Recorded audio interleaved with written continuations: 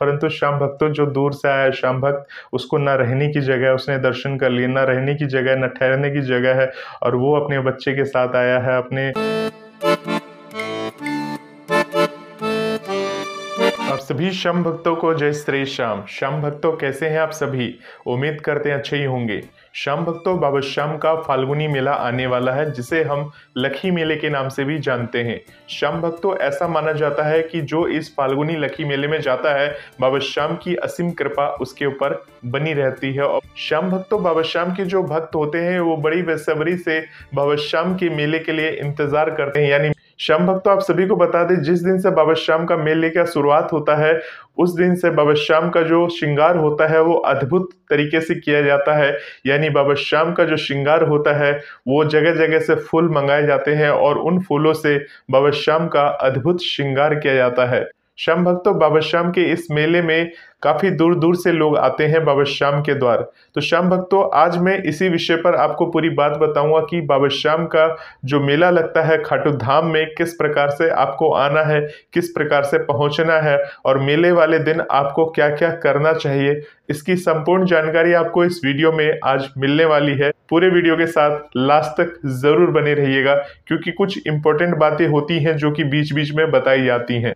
श्याम भक्तों, अगर आप खाटू धाम आना चाह रहे हैं, यानी कि बाबा श्याम के मेले के समय बाबा के दरबार आना चाह रहे हैं, तो आप सभी को बता दें कि लाखों की संख्या में प्रतिदिन भक्तजन बाबा श्याम के दरबार में बाबा श्याम के समक्ष हाजिरी देने के लिए पहुंचते हैं। और ऐसा माना जाता है, लखी मेले में जो बाबा श्याम के दीदार करता है, बाबा श्याम उसके ऊपर अपनी असीम कृपा करते हैं। हालांकि सभी श्याम भक्त जो बाबा श्याम के भक्त होते हैं, उन पर तो बाबा श्याम की असीम कृपा रहती है, परंतु जब वो लखी मेले में बाबा श्याम का दीदार करते हैं तो उनका एक अद्भुत श्रृंगार और एक अद्भुत दर्शन जब प्रत्यक्ष रूप से बैठकर करते हैं तो उनकी किस्मत ही बदल जाती है।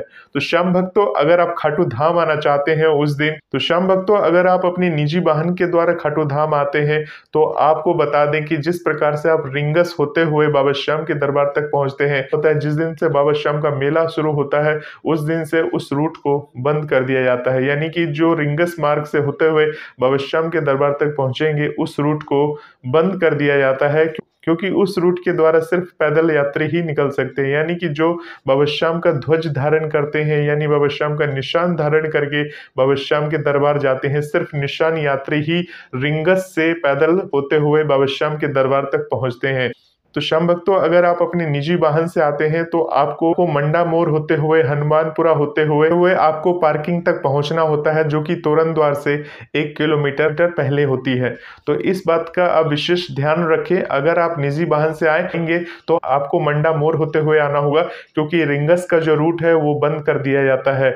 चाहे आप बस से आए, चाहे किसी भी साधन से आए, सभी वाहनों के लिए वो रूट जो होता है रिंगस वाला, वो बंद कर दिया जाता है। श्याम भक्तों, बाबा श्याम का मेला कब से कब तक लगेगा, इसके बारे में भी आगे पूर्ण जानकारी देंगे। श्याम भक्तों, ऐसा माना जाता है कि अगर बाबा श्याम ने आपकी मन्नत पूरी की है, यानी आपकी अगर इच्छा पूरी कर दी है, तो बाबा श्याम को एक निशान जरूर अर्पण करना चाहिए इस मेले के दौरान। श्याम भक्तों, बाबा श्याम का जब लखी मेला शुरुआत होता है जिस दिन से, अगर उस दिन अब बाबा श्याम के दरबार यानी कि रिंगस पहुंचकर वहां से एक निशान उठाकर और निशान की पूजा करने के बाद आप यात्रा करते हैं, यानी पैदल यात्रा करते हैं और बाबा श्याम के दरबार तक पहुंचते हैं उस निशान को लेकर, तो बाबा श्याम की असीम कृपा आपके ऊपर बनती है और बाबा श्याम आपके सारे काम बनाते हैं। तो श्याम भक्तों, अगर आपकी कोई मनोकामना है, अगर आप चाहते हैं कि बाबा श्याम के दरबार में जाकर इस तरह से आप बाबा श्याम को प्रसन्न करने के लिए कुछ अर्पण करना चाहते हैं, बाबा श्याम के नाम का एक निशान धारण करके और बाबा श्याम के उस लखी मेले में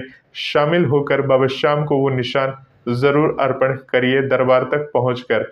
तो श्याम भक्तों, बाबा श्याम का जो निशान धारण किया जाता है वो 2 कंडीशन में धारण किया जाता है। एक तो बाबा श्याम का निशान जिसकी की मन्नत पूरी हो चुकी होती है, वो बाबा श्याम को खुश करने के लिए, बाबा श्याम को अर्पण करने के लिए वो निशान बाबा श्याम के दरबार तक पहुंचाता है। और दूसरे वे लोग धारण करते हैं जिनकी खुद की कुछ मन्नत होती है, बाबा श्याम से अर्जी होती है, या बाबा श्याम को खुश करने के लिए वो निशान धारण करते हैं। यानी कि उनका कोई मकसद नहीं होता, कोई बाबा श्याम से उन्हें कुछ मांगना नहीं है, परंतु बाबा श्याम से वो जुड़े हैं और बाबा श्याम की सेवा के लिए उन्होंने निशान उठाया है। तो इस तरह से निशान उठाकर बाबा श्याम के दरबार तक ले जाते हैं और बहुत सारे जिनकी अर्जी है, अरदास है, वो चाहते हैं कि बाबा श्याम उन पर अपनी असीम कृपा करे, दया दृष्टि करे, तो वो लोग भी बाबा श्याम का निशान उठाकर बाबा श्याम के दरबार तक पहुंचाते हैं, बाबा श्याम के दरबार में जाकर अर्पण करते हैं। तो श्याम भक्तों, निशान आप कहाँ से उठाएंगे वो भी आपको बता देता हूँ। बहुत सारे लोग जानते हैं कि निशान भवन से निशान को उठाना चाहिए।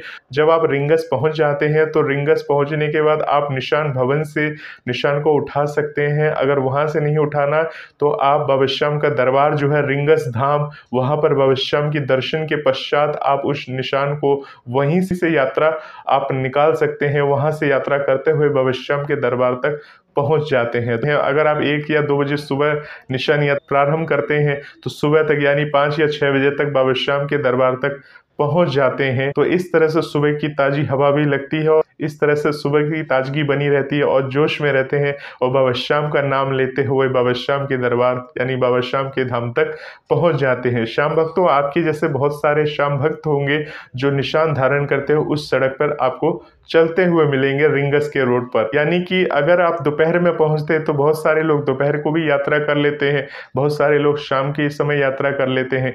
श्याम भक्तों, ये आपको सोचना है कि आपको यात्रा का समय किस समय चुनना चाहिए, किस समय जाना चाहिए। क्योंकि श्याम भक्तों, आप सभी को बता दें, बाबा श्याम का जो दरबार होता है वो मेले के दौरान 24 घंटे खुला रहता है और बाबा श्याम का जब श्रृंगार होता है, जब बाबा श्याम का भोग लगता है तो उसी समय कुछ समय के लिए पर्दा लगाया जाता है बीच बीच में। परंतु जो बाबा श्याम के जो भक्त होते हैं, जो दूर दूर से आते हैं, लाखों भक्त आते हैं, वो बाबा श्याम के दर्शन इस मेले के दौरान कभी भी कर सकते हैं, किसी भी समय कर सकते हैं। क्योंकि बाबा श्याम की जो दर्शन होते हैं बड़ी सुगमता से आपको होंगे। जो बाबा श्याम की जो 16 लाइनें बनी हुई है उन लाइनों से होते हुए बाबा श्याम के आप अद्भुत दर्शन करेंगे। श्याम भक्तों, इस बात का विशेष ध्यान रखें कि बाबा श्याम के मेले में काफी अत्यधिक भीड़ होने के कारण आप वहां जब पहुंचते हैं तो आपको जो धर्मशालाएं होती हैं, फ्री वाला धर्मशाला तो ऑलमोस्ट फुली हो चुका होता है, परंतु जो आसपास की जो धर्मशालाएं हैं वो काफी अत्यधिक उनमें भी भीड़ होती है। और अगर आपको बुकिंग मिल भी जाती है तो काफी कॉस्ट होती है, क्योंकि मेले के दौरान कॉस्टिंग बढ़ जाती है। क्योंकि डिमांड जब ज्यादा रहता है तो कॉस्ट बढ़ जाता है, तो वो लोग क्या करते हैं, कॉस्टिंग बढ़ा देते हैं। तो उस हिसाब से आपको मैनेज करना होगा। परंतु बहुत समय ऐसा समय आता है कि वहाँ पे धर्मशाला मिलना मुश्किल हो जाता है, क्योंकि लोग इतने अत्यधिक होते हैं और भक्तजन इतने अधिक होते हैं कि बाबा श्याम के दरबार में वो रुकते हैं और बाबा श्याम के दर्शन करने के पश्चात ही बाबा श्याम के दरबार से प्रस्थान करते हैं। बहुत सारे ऐसे भक्त होते हैं जो बाबा श्याम के दरबार पहुंच तो जाते हैं, परंतु जब पहुंचने के बाद उनका मन करता है कि जब तक मेला समाप्त न हो तब तक दरबार में ही रुके रहते हैं। उनका एक ही मकसद होता है कि मेला समाप्त होने के बाद यानी बाबा श्याम के समक्ष होली खेलने के बाद ही बाबा श्याम के दरबार से जाया जाए। तो श्याम भक्तों, अब बात करते हैं कि बाबा श्याम का मेला कब से कब तक लगाया जाता है। श्याम भक्तों, आप सभी को बता दें कि जब पहले बाबा श्याम का मेला लगता था तो वो षष्ठी से लेकर द्वादशी तक का मेला लगता था और उसके बाद जो भक्तजन आते थे बाबा श्याम के दरबार में रुकते थे और जब बाबा श्याम के साथ होली वगैरह खेलने के बाद ही वहां के दरबार से विदा लेते थे। परंतु श्याम भक्तों, अब भक्तों की इतनी अत्यधिक भीड़ है जिसके कारण से जो बाबा श्याम का जो मेला है वो अब 10 दिन का कर दिया गया है। यानी कि 10 दिन का जो मेला होता है उसका जो समय है 2024 में वो 12 मार्च से लेकर 21 मार्च तक का रखा गया है। यानी बाबा श्याम का जो मेला होगा वो 12 मार्च से होगा और इसकी अवधि 21 मार्च तक चलेगी। परंतु इस अवधियों में किस दिन जाना सबसे अधिक बेहतर होगा, आप सभी को बता दें, जब बाबा श्याम का मेले का अनाउंसमेंट हो जाता है कि जब से भी बाबा श्याम का लखी मेला लगता है तब से ही भक्तजन बाबा के दरबार आना शुरू कर देते हैं।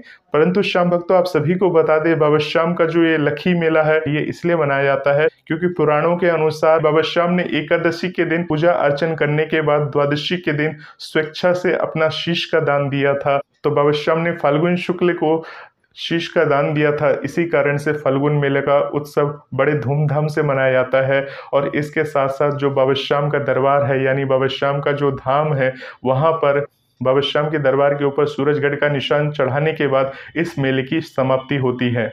तो श्याम भक्तों, ये सूरजगढ़ का निशान किया है, क्यों बाबा श्याम के दरबार पर सूरजगढ़ का निशान लगाया जाता है, इसके ऊपर एक वीडियो आपको बना के बताएंगे। श्याम भक्तों, आप सभी को बता दें, इस बार जो सूरजगढ़ का निशान है वो 376वां निशान बाबा श्याम को अर्पण होगा। यानी कि 375 निशान अब तक अर्पण हो चुके हैं बाबा श्याम के दरबार के ऊपर। और ये जो ध्वज है एक विजय का प्रतीक माना जाता है, यानी कि फाल्गुन शुक्ल द्वादशी, यानी कि जो द्वादशी होती है, फाल्गुन की महीने की जो द्वादशी होती है वो विजय का दिन है, यानी विजय का प्रतीक माना जाता है। और जो विजय के प्रतीक के अनुसार वहां पर बाबा श्याम के दरबार पर यानी शीर्ष पर बाबा श्याम का निशान को फहराया जाता है और ये पूरे साल तक सूरजगढ़ का निशान फहराता है। तो श्याम भक्तों, इस बार की जो फाल्गुन एकादशी है वो कब की होगी और कैसे मनाई जाएगी, उस दिन क्या क्या होगा, चलिए उसके बारे में भी आपको इस वीडियो के माध्यम से बता देते हैं। तो श्याम भक्तों, इस बार की जो फाल्गुन एकादशी है यानी कि 19 तारीख से वो एकादशी तिथि लग जाएगी,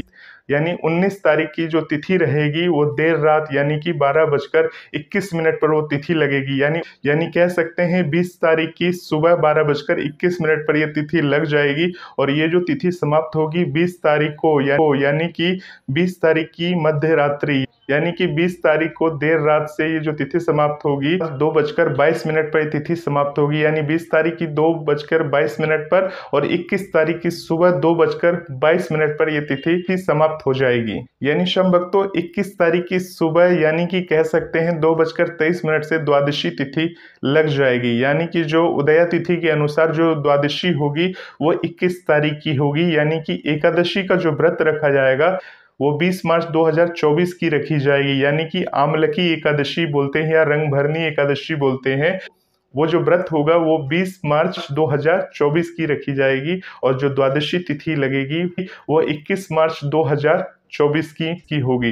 तो इस प्रकार से श्याम भक्तों, जो द्वादशी तिथि यानी बाबा श्याम ने अपने शीश का दान दिया था वो द्वादशी पर दिया था, यानी कि एकादशी की उन्होंने पूजा की थी। पूजा अर्चना करने के बाद द्वादशी के दिन स्वेच्छा से उन्होंने अपने शीश का दान दिया था। इसलिए श्याम भक्तों, जब आप श्याम चालीसा पढ़ते हैं तो उसमें साफ साफ लिखा रहता है, फाल्गुन शुक्ल द्वादशी उत्सव भारी होए, बाबा के दरबार से खाली जाए न कोई। यानी कि श्याम भक्तों, इस पंक्ति में साफ साफ लिखा है जो फाल्गुन शुक्ल द्वादशी को बाबा श्याम के दरबार जाते हैं वो कभी भी किसी भी परिस्थिति में बाबा श्याम के दरबार से खाली नहीं जाते, चाहे कितना ही अभागा क्यों ना हो, वो बाबा श्याम उसकी सुनते हैं और बाबा श्याम उसे जीत दिलाते हैं, क्योंकि उस दिन जो है विजय का दिन है और ये जो उत्सव होता है विजय का प्रतीक माना जाता है। यानी कि श्याम भक्तों, जीत की खुशी में फाल्गुन मेला आयोजन किया जाता है और इस फाल्गुनी मेला में जो भक्त बाबा श्याम के दरबार में मन्नत लेकर या अर्जी लेकर बाबा श्याम से प्रार्थना करता है, बाबा श्याम से विनती करता है, तो बाबा श्याम उसके बिगड़े काम बना देते हैं। श्याम भक्तों, ये जो मेला होता है काफी सारे भक्त जो होते हैं वो षष्ठी से बाबा श्याम के दरबार में आ जाते हैं, एकादशी द्वादशी पर बाबा श्याम के दर्शन करते हैं। चलिए श्याम भक्तों, अब आपको पंचांग के अनुसार बता देते हैं कि चतुर्थी से बाबा श्याम का मेले का आगाज हो जाता है, यानी बाबा श्याम के मेले का शुरुआत हो जाता है, यानी कि उससे पहले ही बाबा श्याम का मेले का शुरुआत हो जाता है, एक दिन पहले, यानी कुल 10 दिन का ये बाबा श्याम का मेला आयोजित किया जाता है। तो इस मेले के दौरान आपको विशेष बातों का ध्यान रखना चाहिए कि आपके घर में अगर कोई सीनियर सिटीजन है, आप चाहते हैं कि सीनियर सिटीजन किसी भी तरह से कोई परेशानी ना उठाना पड़े। अगर सीनियर सिटीजन की हेल्थ अच्छी है, उन्हें ऐसा लग रहा है कि किसी भी तरह की कोई प्रॉब्लम नहीं है, हाई बीपी नहीं है, लो बीपी नहीं है, अगर इस तरह का कोई भी प्रॉब्लम नहीं है तो आप उन्हें मेले में ला सकते हैं। परंतु एक चीज का विशेष ध्यान रखिएगा, मेले में आने का मतलब है समय देना, यानी कि मेले में लाइन लंबी रहती है, लाखों की संख्या में भक्त आते हैं। हालांकि अब बाबा श्याम के जो दर्शन होते हैं बड़े सुगमता से किए जाते हैं, बाबा श्याम की उन लाइनों में प्रवेश लेकर बाबा श्याम के दर्शन तुरंत हो जाते हैं और उस समय जो दर्शन की अवधि होती है बहुत कम समय की होती है, यानी जो बाबा श्याम के दर्शन आपको मिलेंगे मात्र कुछ सेकंडों के मिलेंगे, यानी मान के चलिए 1 या 2 मिनट, यानी आप फिर भी 1 या 2 मिनट के दर्शन आराम से कर लेंगे, दूर से कर लेंगे, बाबा श्याम को निहार लेंगे। क्योंकि श्याम भक्तों, इस दिन जो अद्भुत दर्शन होंगे, सिर्फ दर्शन मात्र से आपका कल्याण हो जाएगा, आपकी जिंदगी में बाबा श्याम की असीम कृपा होगी। वैसे तो बाबा श्याम की कृपा हमेशा ही रहती है, परंतु कहते हैं कि अगर हम किसी के उत्सव में शामिल होते हैं, किसी के उत्सव में शामिल होकर उन्हें हम बधाई देते हैं, उनका गुणगान करते हैं, तो उनकी असीम कृपा हमारे ऊपर बरसती है श्याम भक्तों। तो इस विशेष बातों का ध्यान रखें। उस दिन बाबा श्याम का उत्सव है, बाबा श्याम का मेला है और जब बाबा श्याम का मेला लगता है तो बाबा श्याम के मेले में जरूर जरूर जाना चाहिए। बाबा श्याम के मेले में अगर आप सामर्थ्य है, अगर आपको लग रहा है कि किसी भी तरीके से कोई प्रॉब्लम नहीं है आपके साथ, यानी आर्थिक स्थिति सही है, घर में किसी भी तरह की कोई बीमारी नहीं है, कोई प्रॉब्लम नहीं है, तो आप समय निकालकर बाबा श्याम के इस मेले में आप जरूर जा सकते हैं परिवार के साथ और बाबा श्याम का आशीर्वाद ले सकते हैं। और श्याम भक्तों, अगर आपके घर में छोटे बच्चे हैं और आपको लग रहा है कि बाबा श्याम के मेले में जाना है, तब आप उसे भी बाबा श्याम के दर्शन करा सकते हैं, उसे भी बाबा श्याम के मेले में ले जा सकते हैं। परंतु श्याम भक्तों, वहां पर आप सभी को बता दो, जब बाबा श्याम का मेला होता है, बहुत सारे भक्तजन जो होते हैं वहां पे जगह जगह भंडारा कराते हैं, पानी वगैरह की व्यवस्था वगैरह करवा के रखते हैं, और मंदिर प्रशासन भी पानी की बोतलें वगैरह प्रोवाइड करवाता है वहां पर समय समय पर। तो भक्तों की जब अत्यधिक भीड़ होती है, अत्यधिक गर्मी पड़ती है, तो पसीना आता है, और जब हम लाइनों में खड़े खड़े चलते रहते हैं, ये काफी दूर से होते हुए जब बाबा श्याम के दरबार में पहुंचते हैं, तब बाबा श्याम के दर्शन करके हमारे मन को सुकून मिलता है। श्याम भक्तों, छोटे बच्चों को इसलिए ले जाने के लिए हम आपको ना बोल रहे हैं, क्योंकि अगर आप छोटे बच्चों को ले जा रहे हैं और बाबा श्याम के उस मेले में काफी समय से आप लाइन में खड़े हैं, तो बच्चा काफी इरिटेट हो जाता है उस बीच में, क्योंकि हम लोग तो चलिए मैनेज कर लेते हैं, परंतु छोटा बच्चा इतनी देर खड़े रहकर मैनेज नहीं कर पाता, उसे भी संभालना है आपको, आपके निशान को भी संभालना है। तो बहुत सारी चीजें होती हैं जो आपको देखभाल करके रखनी होती है, और इतनी अत्यधिक भीड़ का दबाव होता है, जो आपने वीडियोस वगैरह में देखी होंगी कि बाबा श्याम के दरबार में किस तरह का दबाव होता है, भीड़ का अत्यधिक।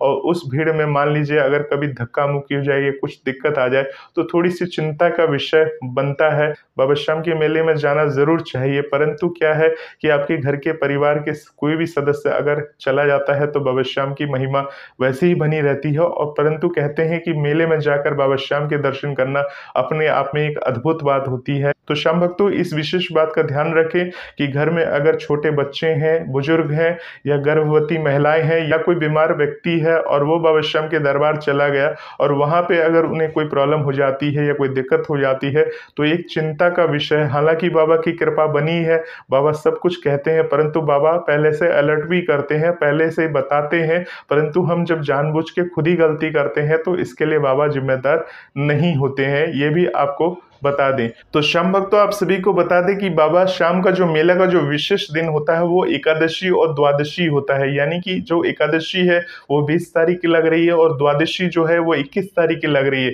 यानी 20 तारीख के दिन तो आपका व्रत भी होगा, फास्ट भी होगा, और उस दिन मान लीजिए आप निशान यात्रा करते हैं, तो काफी हमारे शरीर से डिहाइड्रेशन हो जाता है, पसीना निकलता है, तो उसकी कमी को दूर जरूर करना चाहिए। हमें बीच बीच में पानी पीते रहना चाहिए। और जब बाबा श्याम का हम ध्वज लेकर बाबा श्याम के दरबार तक पहुंचते हैं, तो अपने आप को देखते हुए, अपनी सेहत को देखते हुए, अपनी तबीयत को देखते हुए बाबा श्याम के दरबार तक हमें आना चाहिए। यानी हमारे शरीर को पानी की जरूरत पड़ेगी, तो उस दिन पानी को जरूर ग्रहण करें। अगर आप उस दिन व्रत वगैरह रख रहे हैं, तो आप फलार वगैरह भी ले सकते हैं, परंतु बाबा श्याम का जो निशान होता है, निशान जिस समय आप धारण किए होंगे, उस समय आपको उतना वक्त नहीं मिलेगा जब आप लाइन में लग जाएंगे। यानी उससे पहले आपको निशान को पवित्र जगह रख अपने आप को थोड़ा सा, जब आप यात्रा करेंगे थक जाते होंगे, तो बीच में रुककर अपने आप को रिफ्रेश करके उसके बाद आप रुक रुक के निशान यात्रा करें। ऐसा नहीं कि कंटिन्यूसली आप यात्रा करते जा रहे हैं, बीच में प्रॉब्लम आ जाती है, दिक्कत आ जाती है, तो दिक्कत की बात है। अपने शरीर को विशेषकर ध्यान रखें। श्याम भक्तों, आप सभी को बता दें कि बाबा श्याम को जब आप निशान अर्पण करते हैं, निशान अर्पण करने के बाद बाबा श्याम के दर्शन करने के बाद आपको वहां रुकना नहीं है, बस आप दर्शन करके हाथ जोड़ लीजिए। और आप सभी को बता दें, जो पुरुष हैं वो तो हाथ ऊपर करके बाबा श्याम की हाजिरी लगा सकते हैं, परंतु महिलाओं को ये चीज करने के लिए निषेध होता है। यानी कि आप महिलाओं को, बहनों को हाथ ऊपर करके बाबा श्याम के समक्ष हाजिरी नहीं लगाना चाहिए, क्योंकि ये स्वीकार्य नहीं है बाबा को। इस विशेष बात का ध्यान रखें। बहुत सारे श्याम भक्त जो खाटू धाम जाते हैं, तो हमने देखा है कि हाथ ऊपर करके जो महिलाएं होती हैं विशेष, वो हाथ ऊपर इस प्रकार से कर कर बाबा श्याम के समक्ष हाजिरी लगाती हैं, जो कि सही नहीं है। और एक चीज का विशेष ध्यान रखें, जो महिलाएं होती हैं वो दंडवत प्रणाम, यानी कि साष्टांग दंडवत प्रणाम, यानी पूरे शरीर को जमीन पर लिटा के साष्टांग दंडवत प्रणाम भी आपको नहीं करना चाहिए बाबा श्याम के दरबार में जब आप मेले में जाते हैं। और वहाँ तोरण द्वार पे हम देखते हैं कि वहाँ पर बहुत सारे लोग साष्टांग दंडवत प्रणाम करते हैं। तो साष्टांग दंडवत प्रणाम जो है वो पुरुष इत्यादि कर सकते हैं, परंतु जो ब्राह्मण वगैरह होते हैं उनको भी खुले जमीन पर साष्टांग दंडवत प्रणाम नहीं करना चाहिए। या तो हो सके एक साफा नीचे बिछाकर उसके ऊपर वो साष्टांग दंडवत प्रणाम कर सकते हैं, परंतु केवल पुरुष कर सकते हैं, जो कि ब्राह्मण है, पंडित है, पुजारी हैं, वो लोग कर सकते हैं। कोई साफा जमीन पर धरती पर बिछाकर उसके बाद साष्टांग दंडवत प्रणाम करना चाहिए। बाकी महिलाओं को तो वो निषेध होता है, तो महिलाओं को क्या करना चाहिए, महिलाओं को दंडवत प्रणाम करना चाहिए, यानी घुटने के बल नीचे घुटने को जमीन से टिकाकर और उसके बाद जो माथा से हम इस प्रकार से प्रणाम करते हैं, उस प्रकार का प्रणाम आप बाबा श्याम के दरबार में कर सकते हैं। तो ये स्वीकार्य है। तो श्याम भक्तों, बाबा श्याम का जो मेला होगा, अद्भुत मेला होगा। बाबा श्याम के दरबार को बहुत ही भव्य तरह के फूलों से सजाया जाता है, चारों तरफ रोशनी ही रोशनी दिखेगी आपको। और खाटू धाम का जो दीदार है, खाटू धाम का जो नज़ारे हैं, वो किसी जन्नत के समान लगते हैं। परंतु श्याम भक्तों, एक चीज का विशेष ध्यान रखें, खाटू धाम में ज्यादा दिन ना गुजारे, क्योंकि आपकी तरह दूर दूर से श्याम भक्त आते हैं बाबा के दीदार करने के लिए। उन्हें कोई धर्मशाला नहीं मिलता खाली, उन्हें कोई होटल नहीं मिलता खाली, उन्हें बाबा श्याम के दर्शन करने के लिए ठहरने के लिए कोई जगह नहीं मिलता। यानी अगर आपने बाबा श्याम के दरबार के भव्य दर्शन कर लिए, नज़ारे के दर्शन कर लिए, तो आप उस धर्मशाला को वैकेंट कर दिया करें, ताकि दूसरे श्याम भक्त उस जगह रहकर बाबा श्याम के दरबार के लिए जा सके। जो भक्त, जो बहुत सारे ऐसे ट्रस्टी लोग होते हैं जो कि वहाँ पर रुक जाते हैं, 7-7 दिन 8-8 दिन रुक जाते हैं और होली समाप्त होने के बाद ही बाबा के दरबार से जाते हैं, तो यह सही नहीं होता है। उनको ऐसा लगता है कि हमने तो खरीद लिया है ये जगह और हम तो यहाँ रहेंगे ही रहेंगे। ऐसा नहीं करना चाहिए, क्योंकि ऐसा जो करते हैं वो सिर्फ स्वार्थी किस्म के लोग ही करते हैं, क्योंकि वो सोचते हैं कि 7-8 दिन रहकर बाकी श्याम भक्तों से हमें क्या लेना देना, हम तो खुद दर्शन करेंगे, 7-8 दिन रहेंगे, बाबा के भजन कीर्तन करेंगे और यहाँ से चले जाएंगे। परंतु श्याम भक्तों, जो दूर से आया श्याम भक्त, उसको ना रहने की जगह, उसने दर्शन कर लिए, ना रहने की जगह, ना ठहरने की जगह है, और वो अपने बच्चे के साथ आया है, परंतु सोचिए वो सड़क पे गुजार रहा है, तो क्या आपको ये अच्छा लगेगा उस समय? तो ये बात सोचने की बात है कि बाबा श्याम का जो मेला होगा अद्भुत होगा, परंतु उसमें आपको स्वार्थी बिल्कुल नहीं बनना है। अगर आपने वहां स्वार्थपना किया, क्योंकि श्याम भक्तों, जैसा कि आप जानते हैं कि भगवान श्री कृष्ण ने सिर्फ एक दान मांगा था उनसे, और वो भी शीश का दान मांगा था, और उन्होंने उस दान को इस प्रकार से दे दिया। मान लीजिए हम लोग अपने जेब से रुपया निकाल के किसी को दान देते हैं, वो भी हम सोचते हैं कि दे या ना दे, परंतु उन्होंने तो अपना शीश का दान उस भगवान श्री कृष्ण को दे दिया था। तो श्याम भक्तों, फाल्गुन शुक्ल द्वादशी उत्सव भारी होय,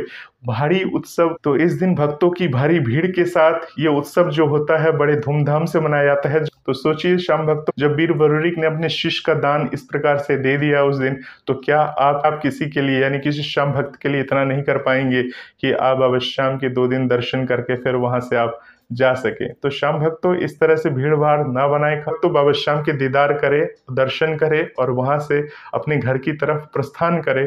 अगर आप सोच रहे हैं कि वहां रुक जाएं, ठहर जाएं, तो उससे कोई मतलब नहीं बनता श्याम भक्तों, क्योंकि आपका मेन मकसद था बाबा श्याम का दर्शन करना।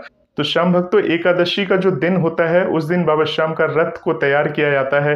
रथ को तैयार करके और रथ यात्रा निकाली जाती है, और उस दिन काफी सारे भक्त बाबा श्याम के दरबार में उस रथ यात्रा को देखने के लिए आते हैं। दिन के 11 बजे, यानी सुबह एकादशी वाले दिन सुबह 11 बजे बाबा श्याम का वो रथ जो है नगर भ्रमण के लिए निकलता है। उस रथ को छूने के लिए लोग तत्पर रहते हैं, क्योंकि ऐसा माना जाता है कि उस रथ में खुद बाबा श्याम विराजमान है और वो सभी भक्तों को देखते हैं।